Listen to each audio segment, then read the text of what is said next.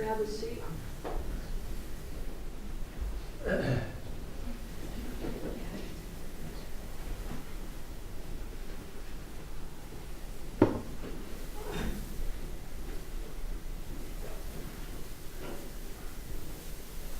So, Lauren Sack and I are very pleased to co-host today's speaker, Jeannine Cavender Bares, who is from the University of Minnesota. Jeannine has been doing wonderful, wonderful work that I first discovered several years ago when I had this clever idea about why oaks always divide niches between, there's always a white oak and a red oak. And you go to all over, a forest all over. You go to Costa Rica, you find forests of similar. You go in the US, there's always a dominant member of the two subgenera of the oaks. So I was trying to work on this, and then I heard this wonderful talk by David Ackerley, who was actually talking about work that Jeannine had done and years ago about how they actually had gone through the trouble of getting the evidence and documenting it, showing very nicely about how tree species can sort of end up dividing the niches even when related. So I, at that point, was saying, okay, she did this, really, really nice work and decided to start paying attention to it, which wasn't difficult since she works on oaks. And I try to pay attention to anything I can on what's going on with the evolution and ecology of this genera, and have had the pleasure of watching all the wonderful work she's done both on oaks and other species ever since then. So Jeannine got her undergraduate degree from Cornell University. She then went and got a master's from Yale University, and her PhD is Harvard with Bakri Mazaz, which, if you know ecophysiology, you certainly know Bakri, and has done elegant work in plant community ecology, ecophysiology of plants. She's someone that's really done the work of integrating the common community assembly of why trees, not just trees, but plants can come together in niches and how to combine that with phylogenetic approaches. And it's done leading work and bringing together people and produce edited volume of that. So it's, anyway, it's my pleasure that she agreed to come visit and share her work with us today. Her title is up there, but I'm sure she's going to cover a range of topics. And I want to thank you for coming, so please welcome Jeannine Cavender Bares. Thank you, Victoria, and thank you, Lauren. It's really an honor and a pleasure to be here. The last time I was on this campus was in 1985, when I came out here for the American Junior Academy of Sciences meeting. I was 17 years old, and it was my first time in an airplane. And I just remember so many things about that trip because it was a milestone in my life. Little did I know that 30 years later I would be nostalgic for days when I wasn't spending so much time in airplanes. But it is lovely to be here. And I'm going to talk today about some work that's been ongoing for quite some time. This is my hobby work, what I'm talking about today.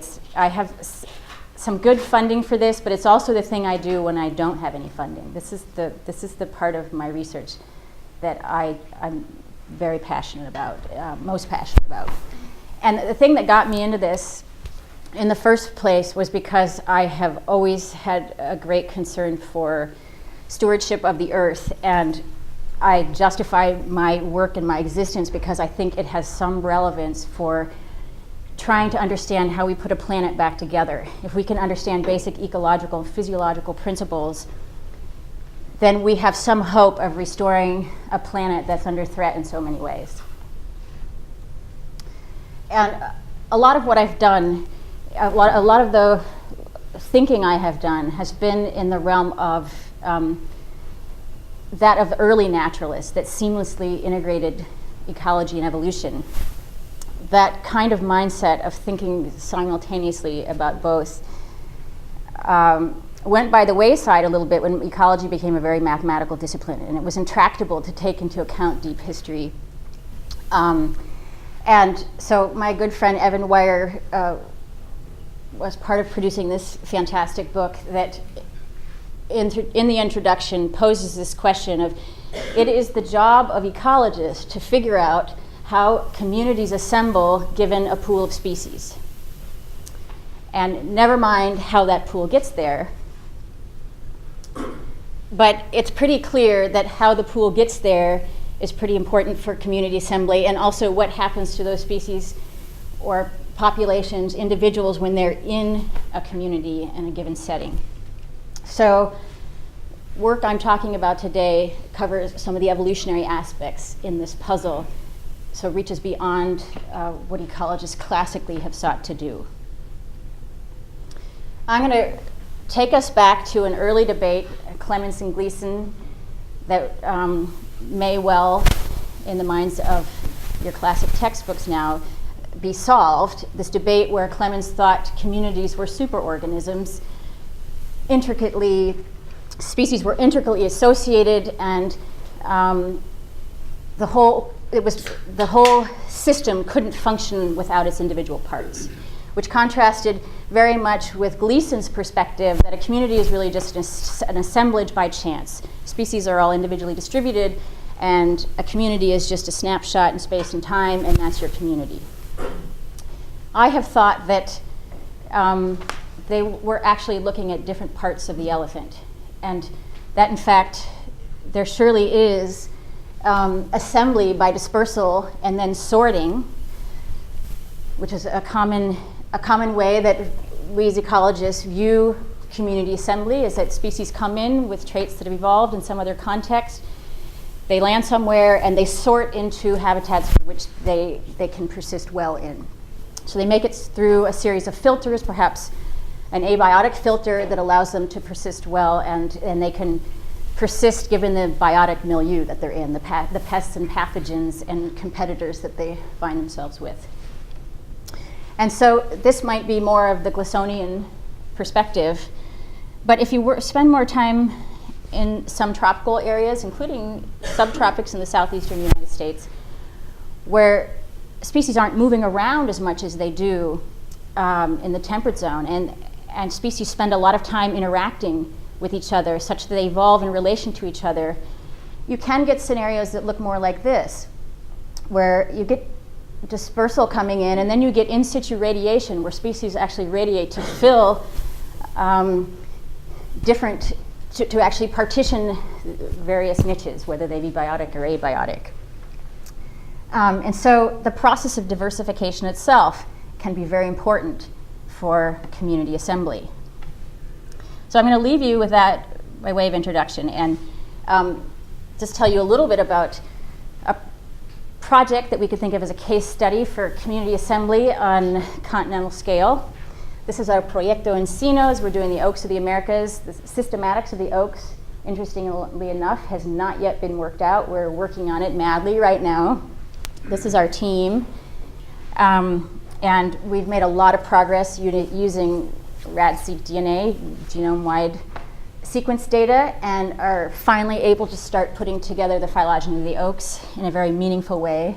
Most of my talk will be focused on this little sliver of the Oaks of the America, which allows me to go in depth into processes in this big radiation. I spent my sabbatical a couple of years ago with my good friend, colleague, and former postdoc Tonio Gonzalez Rodriguez at UNAM. Some of you guys are from there. And we did a lot of the collecting in Mexico for this project. Tell you a little bit about the oaks. The American oaks are actually a monophyletic clade. The red oaks extend throughout the Americas into the very tip of South America and are restricted to the Americas. In the United States, this is Forest Service data. You can see they're throughout all climatic areas in the eastern US and California and the Southwest. The white oaks have, in the US, a nearly identical distribution, except they occur in the montane west in places that the red oaks don't occur. And they also, after they evolved in the Americas, they went back to Asia and Europe and spread throughout Europe and Asia, but those actually originated in the Americas, the ones that are in the Eurasian continent. And then here are the live oaks, which are within the white oaks in the broad sense. In the United States, they're restricted to the southeast, but as you'll see later, they extend all the way down into Central America. Excuse me? Aha, I'll get to that later. So the eastern live oaks, series Virentes. You have the live oaks, but they're actually in an entirely different group. They're red oaks. Yeah, I'll explain to that when I get more into that group. But you have the golden cup oaks here, which you probably know as Quercus chrysolepis, and there's several shrub species as well. But this is Forest Service data, so it's just picking up what they consider a tree. So I've often been asked this question, maybe to this audience, or at least Victoria. This is an there's obvious answers to this, but I'm often asked, why would you spend so much of your career focusing on the worst case scenario for the biological species concept? And so I remember when I was doing my graduate work, Michael Donahue was asking me, viburnum would be so much better because you wouldn't have to deal with all that introgression. But I carried on. I'm still working on oaks. Michael's still my friend. So this is why oaks, because I'm really coming at this as an ecologist at heart. And I wanted to work on something that I thought was very important biologically from a diversity perspective and, sorry, my daughter, from a diversity perspective and from an ecosystem services perspective. So oaks have the highest biomass of any woody group in both the United States and Mexico, and they have the highest species richness of any woody group in the US and Mexico. So from that perspective, they're biologically very important. They support other trophic levels, they sequester carbon, they prevent erosion, they control microclimates. They have many important ecosystem services that they offer. They're also, as Victoria mentioned earlier work, they're a really cool system for looking at issues of community assembly because you get such high diversity in a small area. So this is an example from southeastern United States, Florida, where they seem to be partitioning environmental gradients, fire and water. And so you can look at adaptations to those environmental factors and get to the bottom of some long-standing questions on how so many closely related species can coexist.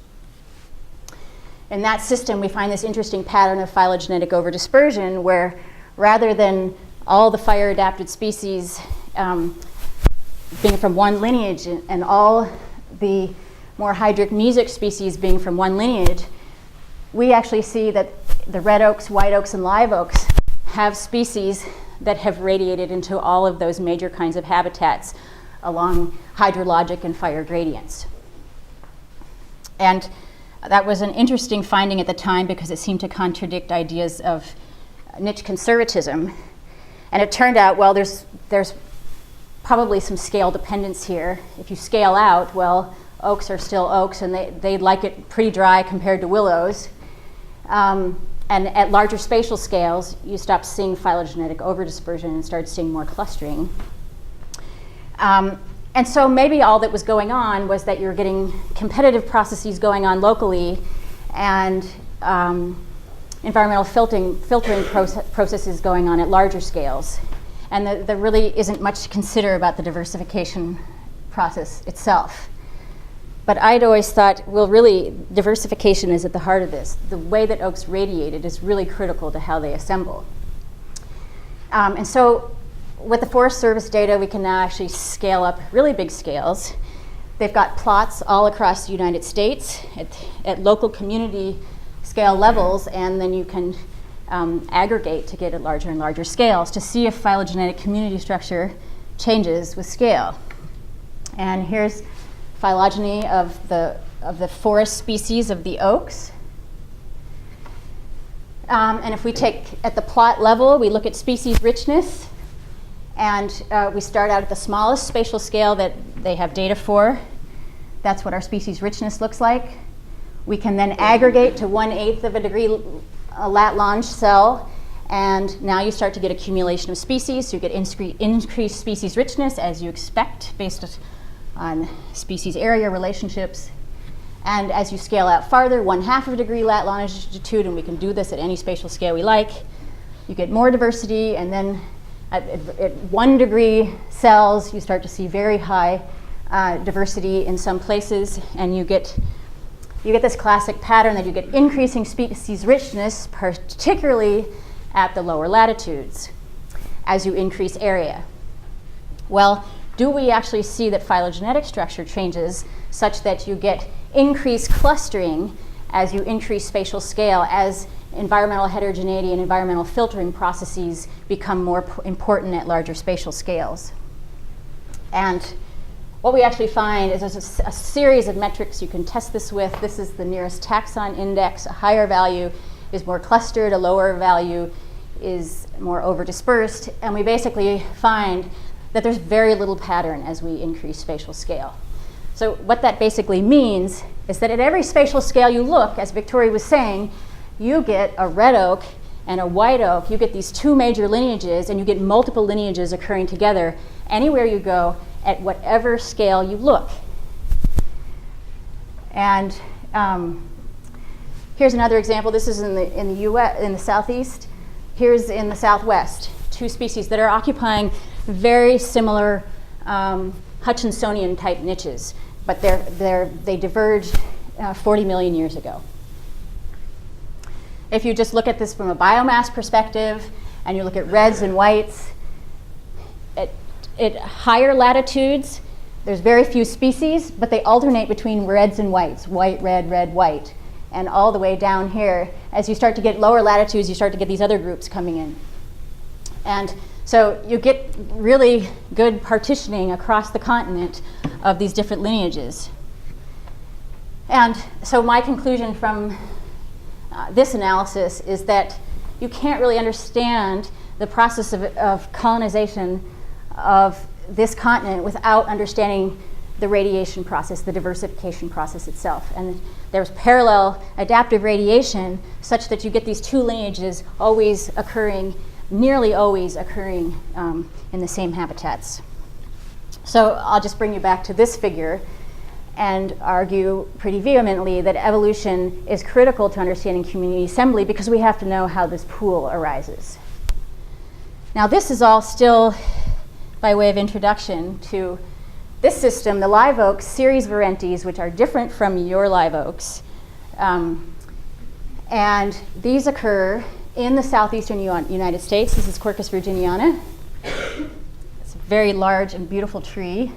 Then there's Quercus geminata and Quercus minima. Quercus minima is a shrub species. It never gets taller than about this high. Quercus geminata, and it's fire adapted. Its trunk is actually below ground. And Quercus geminata occurs in sandier, drier areas, but those three species occur sympatrically in the southeastern US. And then Quercus oleoides is the other really broadly distributed live oak species that occurs from northern Mexico down in through Central America with its southern range limit in northwestern Costa Rica, and a pretty clear geographic disjunction between Honduras and Costa Rica. Quercus fusiformis spans those two broadly distributed species, so it occurs both in the US and Mexico. And then we have this endemic, very narrowly distributed species, Quercus brandegii. It's on the IUCN list of red-listed species. It's an endangered species. And then we have the Cuban oak, Quercus sagrana, that occurs, it's the only oak that occurs in Cuba. It's in the western province of Cuba. So I scaled way in for the work I'll show you now so that I could get at questions of introgression, biogeographic history in some detail, and adaptation. These are questions that I'm very interested in at broad scales, but focusing on a small system allows me to get at some of these things in detail. And I think all this work has important implications for conservation, particularly when we think about who we're talking about. I mean, individuals actually matter in this system. This is the angel oak, a Quercus virginiana individual that's in St. John's Island. John's Island in South Carolina. It itself is a park, and it's under threat from development right now. The whole southeastern United States used to have many, many, many individuals of very old live oaks, over 1,000 years old, but they were used for shipbuilding in early days, and they're nearly gone. And so an individual itself is worthy of large fights, actually, that are going on right now to save this tree. So my students made me give you little segues into what I'm talking about next. So I'm going to talk about introgression now. And the question I'm really interested now in addressing here is whether oak species are cohesive. So remember, this is the thing that has limited progress on the systematics of the oaks for so long, because they're messy taxa. That's the distribution of the live oak species. Here are circles that represent leaf size and shape variation. So each circle represents average of leaves from a certain population, leaf size, and then the first principal coordinate in an analysis of leaf shape. The colors represent the variation in leaf shape. The circles, the variation. The circles, you can see all the variation in leaf size.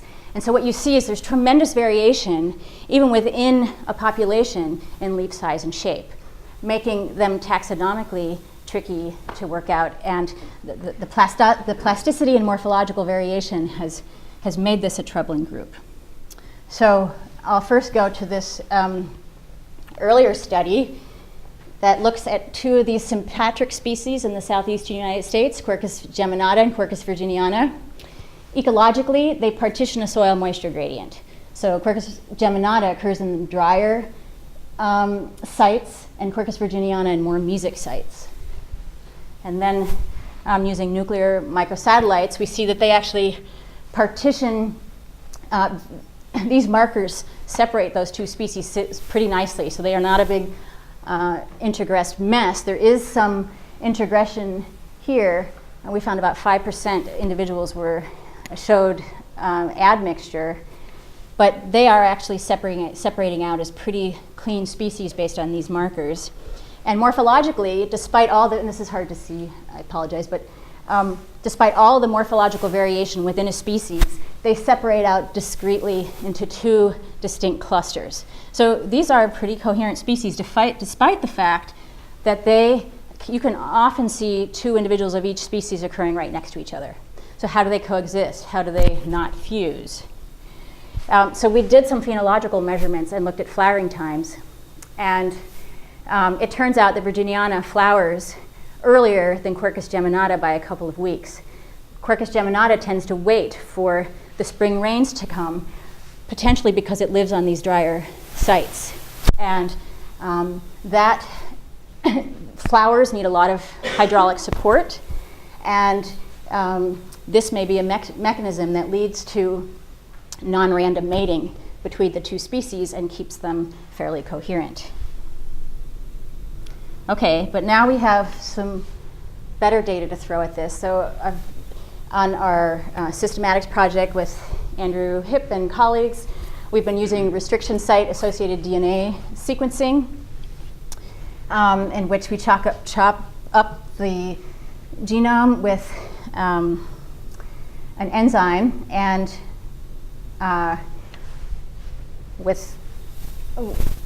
we're able to get about 72,000 cut sites throughout the genome, which gives us the opportunity to find chunks of sequences throughout the genome, about 70,000 plus chunks of sequences throughout the genome. And this is a procedure that a lot of people are doing now. These sites are cut, and then there are tags added on to the beginning of them, and then they can be run using Illumina sequencing. They can be sorted and run using Illumina sequencing. And Darren Eaton, who used to be an undergrad in the lab, he's really a whiz kid. He has developed this Python software for sorting and assembling RAD-seq data, and he's been the one that's been doing the work on this part of the project. So each stack is one region of the genome and might look something like this. And you can see SNPs in there. And then these are all concatenated together. So thus far, we haven't tried to actually partition these into regions of the genome that evolve at different rates. We're currently just using this as a concatenated data matrix. But using that approach, we're able to address this question of whether species are coherent. These are the live oaks, series Virentes, and you can see that individuals within a species cluster together. We do get some paraphyly, but we see that species are falling out together. So we're getting nice coherence in species. And here, just to highlight that, you see that individuals are falling out in a group, sometimes paraphyletic, but they're falling out together. So this approach seems to be working, and it also seems to be working at the broader phylogenetic scale. Using the more traditional nuclear microsatellites, those colors are all those are for all the individuals in the study, representing all 7 species, and the different colors represent the different individuals within a different species. And they also show pretty decent coherence, given that they're oaks. You see some messiness, particularly between Quercus fusiformis and Quercus oleoides, the green and the red. You also see that Quercus geminata and Quercus minima don't separate out very well. But other than that, we're seeing pretty good coherence of species when we look at fewer loci, but for many individuals. We're getting a similar kind of result than when we have many, many loci and fewer numbers of individuals. So Darren has done a lot of work using Patterson's D statistic to look at introgression. And this was first used to look at introgression between humans and Neanderthals. And the idea is that for a given phylogeny, there are derived B alleles and ancestral alleles, A, that may not be congruent with the phylogeny. So here, the letters P1, P2, P3 are focal taxa, and O is an outgroup. So those two, the ABBA and the BABA, are both gene topologies that are inconsistent with the phylogeny.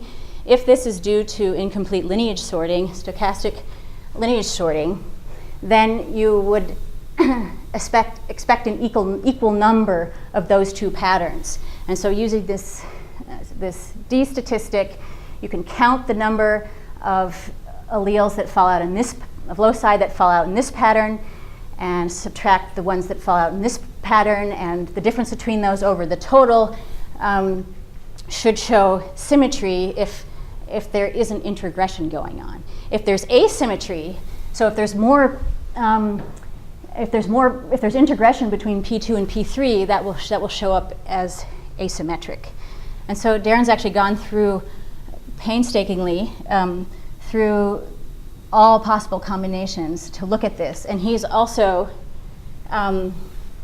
recognized that, well, if you only have 3 focal individuals to work with, and there are other species involved that might be themselves introgressing, that statistic doesn't work very well. And so he came up with this partition D statistic that allows for more taxa, and then there are more sets of pairs across which to test for asymmetry. And so using this approach, he took all combinations of individuals to come up with a summary, a hybridization summary, that shows a topology that we use this actually to come up with a topology that's a little bit different than we get when a phylogeny is just run through RAXML or BEAST. This topology takes into account introgression and looks for a best fit model so that we can see whether, rather than paraphyly, a split is actually better supported. And so this is a summary. It shows each of the 7 species, and I'm not sure it's showing up very well on the screen, but the arrows are showing the direction of introgression from Quercus oleoides into Quercus virginiana and into fusiformis. Also, for example, from Quercus geminata into Quercus segrina. and so forth. And so using this approach, we get a topology that is unmasked by the problem of introgression that brings branch lengths closer together as an artifact because of secondary contact.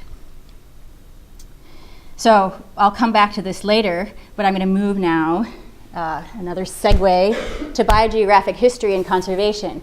Once we actually get a topology that we feel comfortable with, we can address questions we've been working on for some time with better data.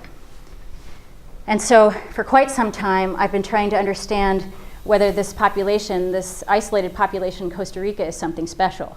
This is in the Area Conservación Guanacaste. Dan Jansen spent his career putting this area into conservation land, and there's this population of live oaks down there. And we'd like to know, is it genetically different? And if it is, how long has it been separated from the rest of the species? So when we use nuclear microsatellites, we did this first with Quercus virginiana and Quercus oleoides. We find a very clear split between those two species, but we also see a very clear split with the Costa Rican population, so that it's coming out as something genetically distinct. So this is nuclear data. When we look at chloroplast data, we also see a distinct haplotype that's been fixed throughout the entire population, which indicates that it has been isolated for some time. Well, how much time? This is tricky to get at, especially using microsatellites, because there's not a good model of evolution of microsatellites, nor is there a good estimate of mutation rate. But using isolation with migration, we come out with an estimate somewhere in the mid-Pleistocene, which allowed us to hypothesize that, well, it may be that these oaks got established after the rise of this volcanic mountain chain in northwestern Costa Rica, which started about 600,000 years ago, that changed the local climate and created this rain shadow, causing wet tropical taxa not to be able to persist anymore and opening up possibility for more drought-adapted species like the oaks to come in.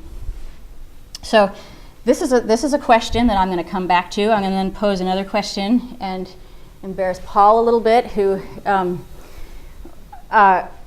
we worked on this question of the origin of the Cuban oak, and we went to Cuba together and collected all, the entire population that still persists there in Cuba. And I'm just going to briefly show you Paul's results from this. Basically, we concluded using nuclear microsatellites and chloroplast data that our best hypothesis was that there was probably a Florida origin for the Cuban oak. And you can see that with the chloroplast, that Cuba and Florida have the same haplotypes. There was an awful lot of analysis that went into that, but that was the conclusion based on that data. Okay, then finally, the last question for this part is the origin and conservation significance of this endangered species, Quercus brandegii, that's in southern Baja. And this is a very cool tree that occurs only on the very edges of these ephemeral riverbeds, which are way down in the desert. All the vegetation coming out of these ephemeral riverbeds is very, very dry. And when we were there, this area here was bone dry. We didn't see any seedlings at all. These are very old trees. But we did see vegetative resprouts, but that's the only kind of regeneration we could find any evidence for. And we've been thinking that perhaps all these hurricanes that come through, they must blast this part of southern Baja frequently enough to fill up those ephemeral riverbeds to keep this relectual population still going, but it doesn't seem to be regenerating. So we can look at it from a phylogenetic perspective now. Quercus brandegii nested within Quercus fusiformis, and I'll come back to that. All right, so using the RADSEQ concatenated data matrix and fossil data, we can then try to calibrate the phylogeny for the live oaks. And we have three nodes that we can actually date. Unfortunately, there's no reliable fossils within the live oaks, but we have reliable fossils for the white oaks, Quercus section Quercus. We have decent fossils for the American clade, and then we have some evidence for the root. Now I've set priors to reflect I've given them long tails, especially for the root, because we really don't know. These are minimum fossil ages, and we don't know how far back the oaks really evolved. But I've set the median to be what we estimate the minimum fossil age to be, and in all these cases, I've set the median to be the minimum fossil age, giving them an appropriate tail. And so this is a result of a beast analysis. It's a Bayesian analysis with all of the RAD-seq data, over 800,000 base pairs, with these 3 nodes calibrated using the priors as I showed you. And from that, we're able to get estimates, probability estimates of the dates for splits in these taxa. And from that, we then have more information in reconsidering biogeographic hypotheses. So, for example, we get an older split between the Costa Rica and Honduras population than we estimated with the data we had before. So now we're getting something closer to 2 million years, which then implicates the Nicaraguan depression as being really critical to isolation between those two populations.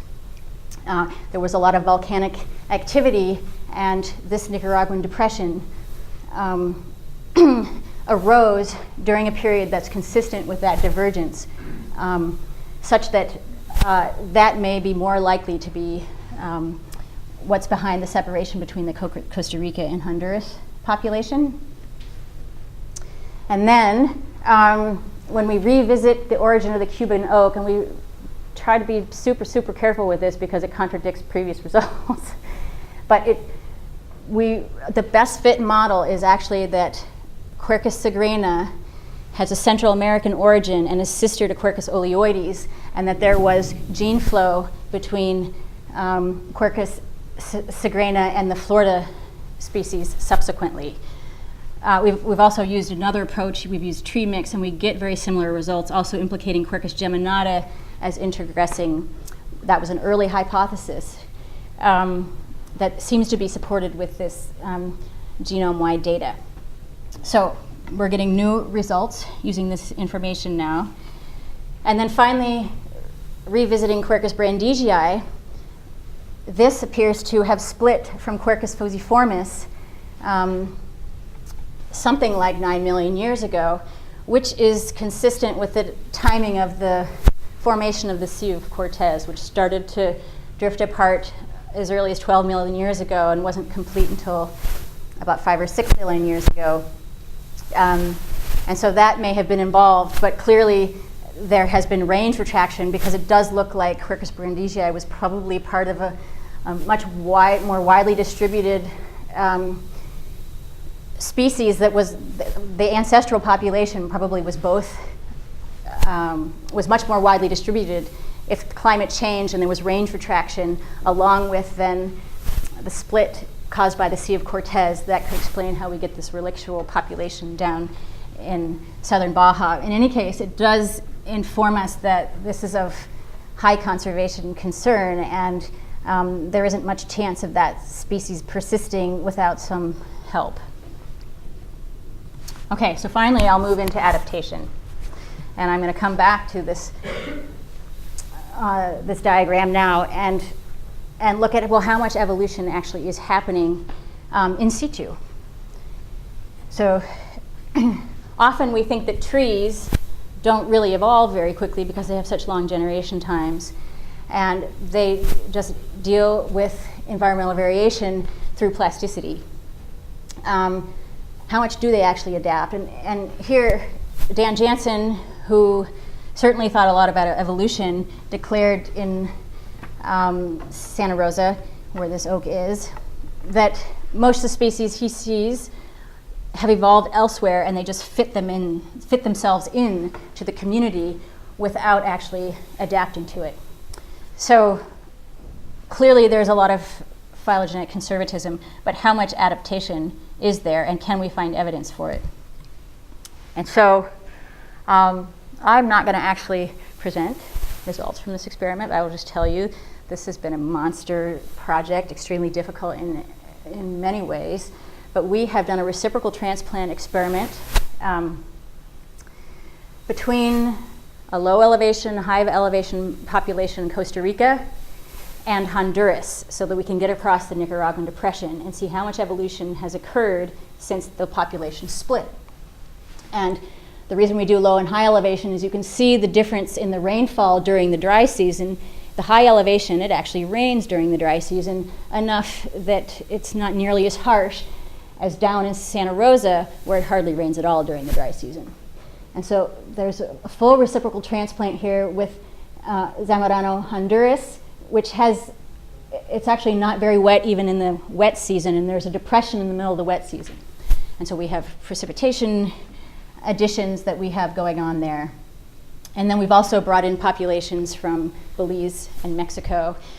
We're testing for local adaptation, we're testing for physiological differentiation among these populations, and we're trying to test whether rainfall climate actually matters in fitness. But what I can tell you now is work that's a little easier to do in a greenhouse, where you can control so many more things, including the politics and crime factors. And so we've done a series of common garden experiments in Minnesota with our tropical oaks and tortured them in various ways, including subjecting them to freezing and to drought stress. Here again are the distributions, the species, and the larger symbols are where we collected the source populations for the experiment I'll talk about now. Here is a map showing minimum temperatures in the coldest month as bioclim data. And so you can see you get, and these are just as minimum for the month, so the temperatures get a lot lower than what this reflects. But so you get fairly frequent freezing there in North Carolina, and down here you get no freezing at all. And these are curves showing mean and minimum temperatures month by month for all the different source populations. Within each population, we made sure to keep track of maternal family, so that these are the experiments done by family. First, I'm just going to show you by population. These are different populations on the x-axis. The different boxes are different species. And the y-axis is vulnerability to freezing using an electrolyte leakage method in which we can test for intracellular freezing. When cells freeze, they rupture, spill their guts, and you can measure the conductivity in solution from that. And so that's a classic test for freezing injury. The higher on the y-axis, the more vulnerable those populations are to freezing.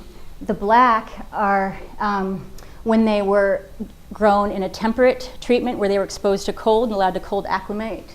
The white are when they were grown in a tropical environment and not allowed to they didn't have the opportunity to cold acclimate. So you see differences among species and among populations, and I'm just going to point out for later that we see the Mexican population, and this includes many mothers from across Mexico, shows a significant difference from the rest of Quercus It's less vulnerable to freezing, and it wasn't really till I lived in Mexico that I realized it actually freezes in Mexico. Okay, and we also looked at leaf drop, and when they're exposed to colder temperatures, we get higher incidence of leaf drop, or I call this evolution towards winter deciduousness. The lower the temperature, the more leaf drop we get. And you see that in some species, but not others, in some populations, but not others. So we are seeing variation within and across species in traits linked to freezing tolerance. So here, we're plotting the data by family. So this is the mean by family. The x-axis is the minimum temperature of the coldest month in the climate of origin. The y-axis is the vulnerability to freezing. And what we see is the climate of origin predicts very nicely the vulnerability to freezing, which does indicate that there has been local adaptation in terms of freezing tolerance, not surprising given how strong a selection pressure freezing is likely to be. And we see a stronger signal when they've actually had a chance to acclimate to cold temperatures. We also looked at growth rates, and we looked at growth rates in a non-stressed environment and compared it to stem freezing tolerance. So now this is flipping vulnerability the other way around. And we see a very clear trade-off between stem freezing tolerance and growth rate, which goes back to a long-standing hypothesis from MacArthur that species are limited at their northern range by stress, like cold stress, freezing stress, and at their southern range by biotic interactions such as competition.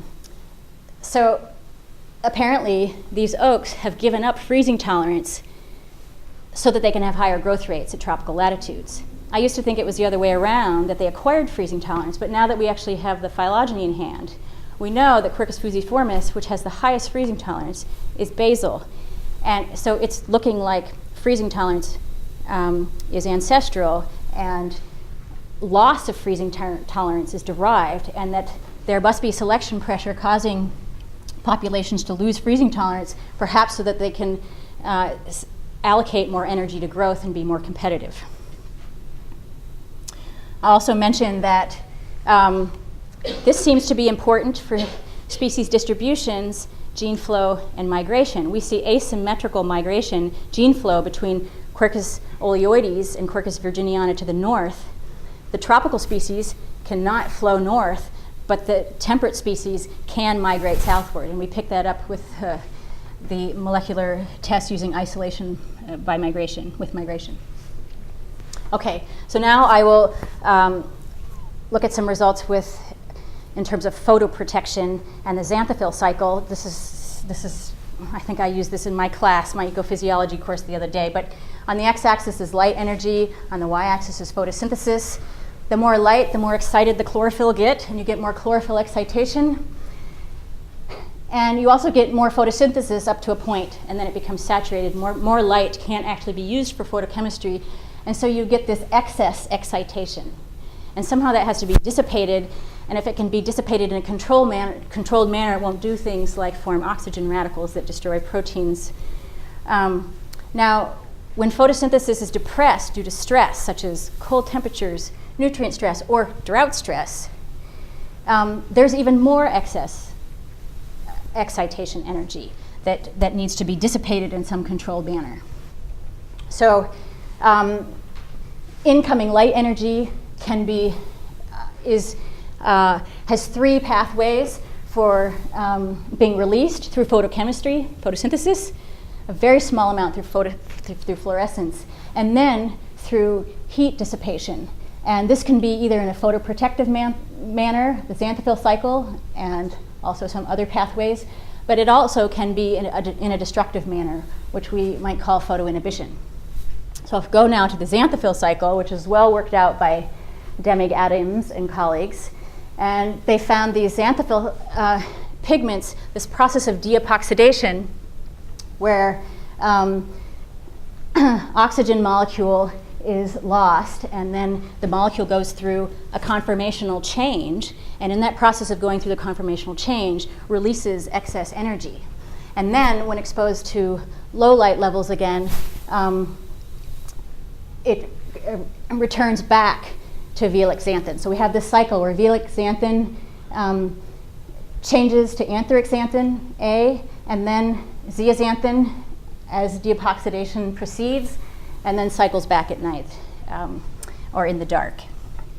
So we can use the zeaxanthin plus anthraxanthin over velic xanthin, antheric xanthin, zeaxanthin ratio as a measure of the deepoxidation state.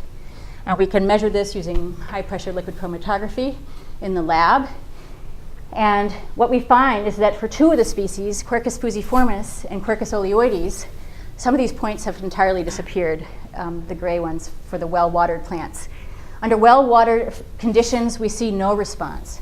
But under droughted conditions, we see an increase in the deepoxidation state as we look at families that are from drier environments. So the x-axis is a moisture index, It's calculated as the precipitation minus the evapotranspiration divided by the potential evapotranspiration. That gives us, and so we have for each population source, we have on the x-axis, and we see both for fusiformis and oleoides, an increase in deepoxidation state in a common environment when exposed to drought. We can actually calculate the delta, the difference between the droughted and well-watered plants, and we see very clearly that when exposed to drought, these families that are from dry environments show greater capacity to deepoxidize. Whoops. Oh.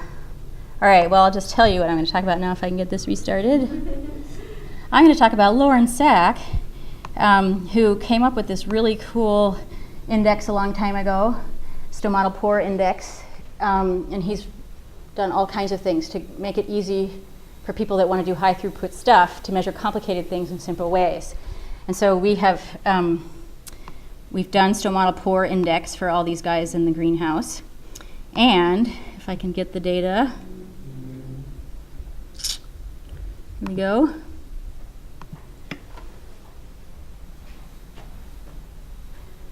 We see that across all populations, each dot is a family mean. Across all populations, all species, you can't see the gray dots, but there is a significant increase in the stomatal pore index as we get to wetter environments.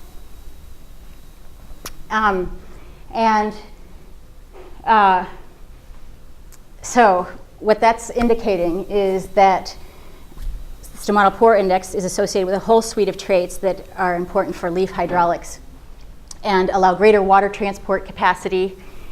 And so we're seeing a signature of that in this one particular trait.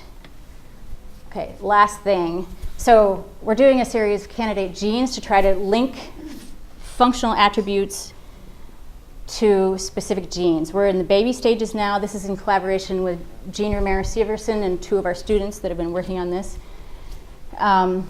And I'll just focus on the ICE1 gene and Haas. Haas actually regulates the ice, which is involved in freezing tolerance and is also related to stomatal development. And so Haas can turn ice on and off. In general, we're finding that the genes we're looking at that are related to drought and freezing tolerance appear to show evidence of selection, whereas our housekeeping genes don't. But what I want to show you here are, this is an intron region in ICE1 that's related to freezing tolerance in Arabidopsis. And we're finding quite a few SNPs in this area, 16 different haplotypes.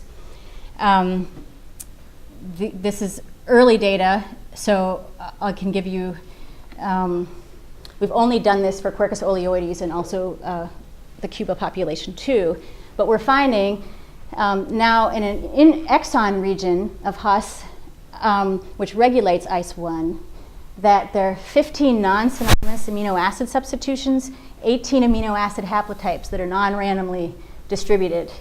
And in particular, we're finding that some haplotypes are not found in Mexico, and some haplotypes are found in Mexico but not in Costa Rica. And these are amino acid haplotypes that have influence on proteins. So Jean's actually now working on looking at changes in protein conformations associated with these haplotypes. And we're excited about this because the Mexico population shows in a common garden environment that it has higher freezing tolerance. It also shows differences in stomatal properties, both of which have been found to be associated with Haas1 and the gene that Haas1 regulates.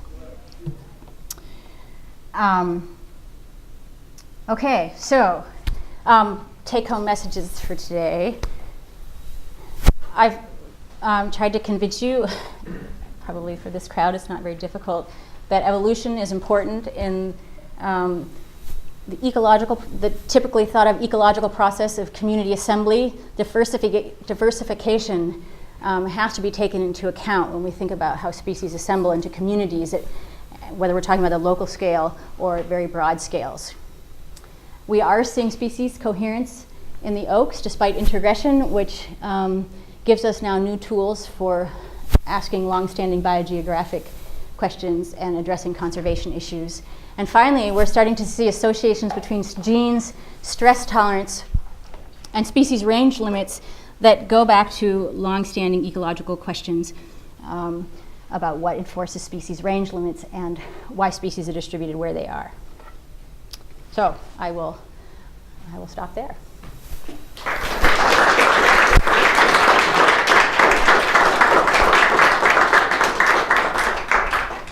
Go ahead with questions.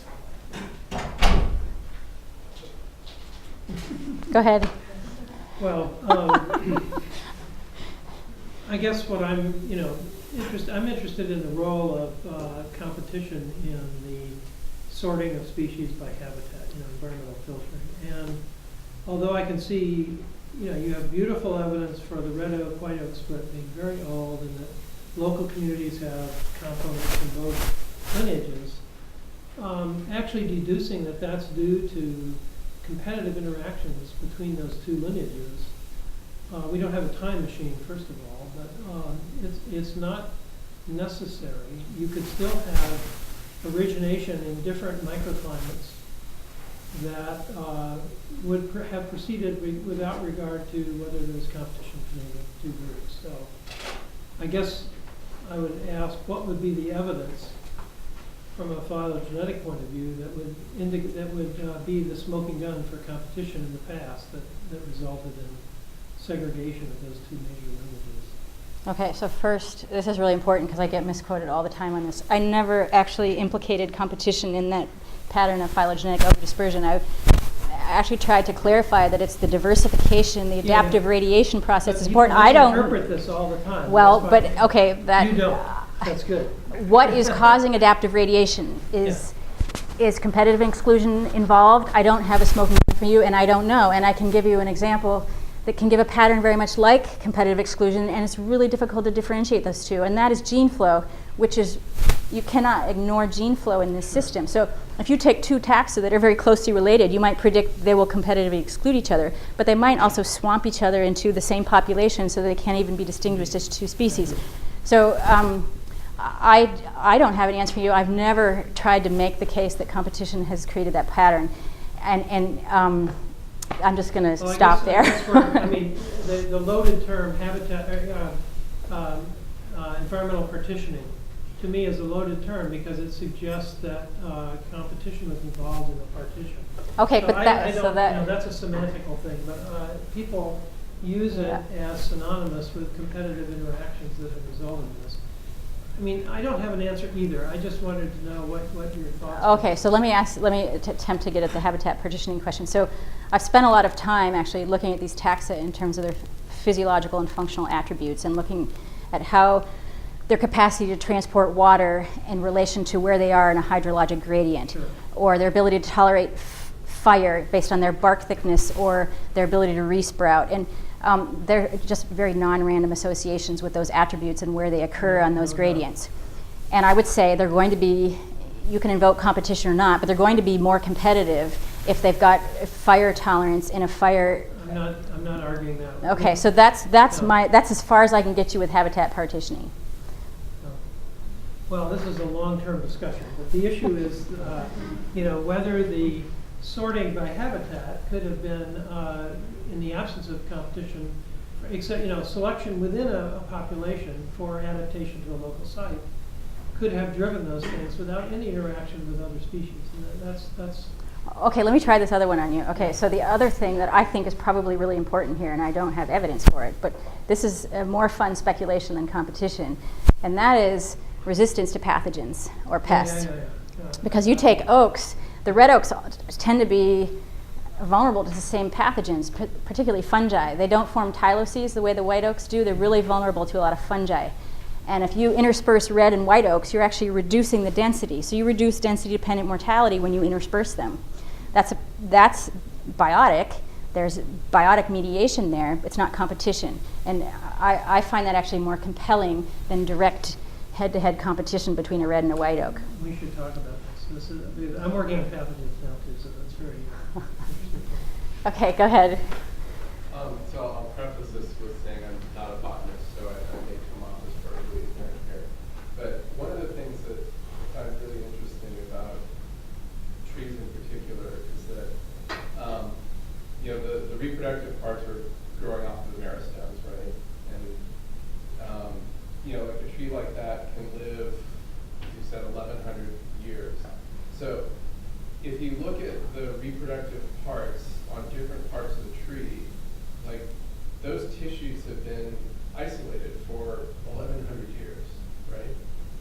So when you start thinking about adaptation and evolution in the context of a really long-lived organism where there isn't really any communication between these independently growing parts of the organism, I mean, can you have different parts of the tree that, because in those meristems, the DNA replication and mutation process is going to be happening. It's going to be happening completely independently. So if you sample 10 different spots on those trees, those tissues have been separated by 1,100 years. Do you see, like, if you look at SNP patterns, can you see that there has been independent evolution on these? So people have looked at this. People have addressed this question, and I was trying to incorporate these somatic mutation into mutation rates to see if it would change. The somatic mutation rates people come up with are pretty darn low. But yesterday, Victoria, when she was dragging me all over the countryside through thickets and on the hunt for a hybrid relict oak, was telling me all about methylation processes and things that are happening much more quickly than what you're talking about. So I'll just defer to her. I'm going to do is suggest we're past our time. If you have individual questions, approach Jeannine now, but let's thank her for a very, very stimulating.